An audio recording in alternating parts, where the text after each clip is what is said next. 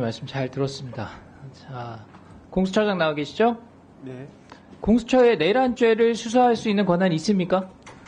공수처법에 의하면 직권남용 권리행사방해죄에 대해서 공수처가 자, 수사권을 갖습니다. 자, 이와 자, 관련된 자. 범죄에 대해서는 수사를 할 수 있다라고 공수처법에 명시되어 있습니다. 공수처법 어디에도 내란죄를 수사할 수 있다 이런 직접적인 규정은 없는 것이고 다만 직권남용에 대해서 수사할 수 있기 때문에 연결된 사건으로 내란 혐의를 들여다보겠다 지금 이런 말씀이시죠? 네, 그렇게 해서 수사권이 인정되고 또 그에 터잡아 법원에서 여러 차례에 걸쳐서 체포영장이 구속영장, 체포영장이 발부되었습니다. 좋습니다. 제 주장은 알고 있어요.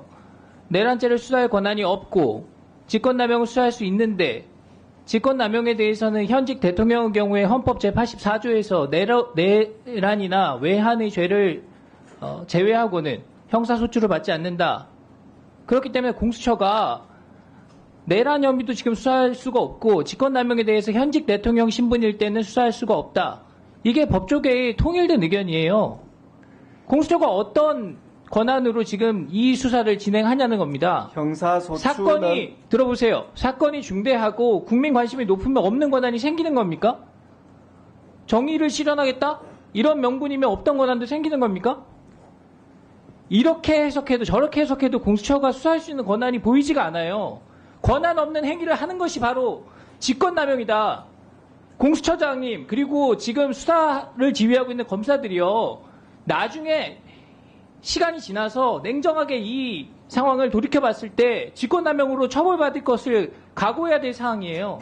제가 그것을 요구하진 않겠지만 엄중하게 경고합니다. 그리고 얼마 전에 민주당에서 단독으로 발의하고 본회의까지 통과된 우리 특례법이 있었습니다. 거기에 대해서는 특정 범죄에 대해서 공소시효를 폐지하고 있어요. 그런데 여기 보면은 수사기관에 근무하는 자가 직권남용하면 평생 소추받을 수 있도록 규정되어 있습니다. 지금 당장은 아니더라도 3년 뒤, 5년 뒤, 10년 뒤, 20년 뒤에라도 언제든지 지금 권한 밖의 행위를 하는 것에 대해서 문제가 될 수 있다는 점을 제가 말씀드립니다. 자, 조금 전에 법원에서 영장 발부했기 때문에 거기에 근거를 두고 수사를 한다 이런 취지로 말씀하신 거 맞습니까? 저희들이 법원에서 여러 차례에 걸쳐서 구속영장, 체포영장을 발부받았기 때문에 법적으로 법원에 의해서 아무런 문제가 없다는 것이 인정이 되었다는 그런 취지입니다. 보면은 공수처의 1심 관할은 서울중앙지방법원으로 한다고 되어 있습니다. 맞죠? 그것도 있지만 원래 형사소송법에 의한 재판 관할권, 피의자의 소재지, 그 다음에 좋습니다. 주소지 등에 대한 관할권도 그대로 가지고 예외가 있습니다. 있다는 거죠. 그런데 예외를 적용하려면 서울중앙지법에서 할 수 없는 이유가 명확하게 있어야 다른 법원에서 한다는 그 명분이 설득력을 얻는 겁니다. 중앙지법에서 할 수 없는 이유가 뭐예요? 그러니까 언론에서 진보 성향 판사의 판단을 구하려는 영장 쇼핑이다 이런 지적을 받고 있는 겁니다. 제 개인적으로 하는 얘기가 아니라 모든 언론의 도배가 됐지 않습니까? 저희들은 그 용산 관할 법원인 서부 법원에 하였고 그런 부분은 원칙과 예외의 관계로 해석하는 것이 아니라 저희들은 중앙법원에도 창설적인 관할권이 있지만은 원래 형사소송법에 의한 관할권도 그대로 존재되고 있다는 해석을 갖고 수색영장에 이렇게 돼 있어요. 형사소송법 110조 제 111조에는 예외로 한다 이렇게 적시되어 있습니다.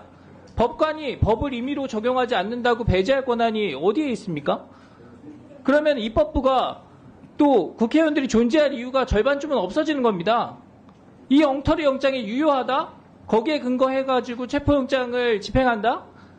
어떤 범죄 혐의가 있는 국회의원한테 법원에서 영장을 내면서 이 사람은 너무 나쁜 사람이니까 면책특권이 있지만 이번에는 예외로 해. 회기 중이지만 바로 체포하는 걸로 하지 뭐. 이런 식으로 써놓으면은 그 의원을 체포할 수 있는 겁니까? 아무리 국회의원이 얄밉고 그 중대 범죄를 하더라도 법에서 정하는 원칙을 지켜야 되는 거죠. 중요한 사건일수록 더 그렇습니다. 우리나라에서 중요한 사건들 다 정치적인 연관성이 있는 사건입니다. 그런 사건들일수록 더 예민하기 때문에 절차적인 정당성을 충분히 확보하면서 어떤 오류도 남기지 않으려는 그런 노력을 하는 겁니다. 그렇게 해야 당사자도 그 결과를 받아들일 수가 있고 지지자들도 그 결과에 대해서 인정을 할 수가 있다는 겁니다. 그런데 공수처가 지금 해놓은 일을 보세요. 권한 없는 일을 해가지고 이렇게까지 일을 크게 벌이면서 그 수사 상황을 지휘하고 통제할 만한 지금 관리 능력을 전혀 보여주지 못하고 있지 않습니까? 그러니까 법적으로 명확하게 근거가 있는 경찰의 수사를 재이첩하라는 요구를 하는 겁니다. 의원님 그 부분에 대해서 말씀드리겠습니다. 형소법 110조와 111조는 군사비밀, 공무상 비밀을 보호하기 위해서 그러한 장소 물건에 대한 압수수색할 때 자, 책임자의 내용 승낙을 충분히 받으라는 알고 그런 있습니다. 조항입니다. 제 얘기를 유념해서 이 사건은 들으세요. 체포영장, 처장님, 그만하세요. 체포를 위한 수색이어서 그런 조항이 적용되지 않는다는 당연한 법리를 확인하고 있는 그런 상황입니다. 예, 자, 제 주장 잘 알고 있습니다. 제 말을 새겨 들으세요. 처장님과 지금 이 수사에 관여하는 분들 지금 제대로 된 법적인 권한을 가지고 하는 것인지 이 정치적인 상황에 몰려서 억지로 떠밀려서 이 수사를 하는 것인지 그리고 그 책임은 누가 질 것인지 잘 한번 판단해 보시기 바랍니다. 자, 법원행정처장님. 예.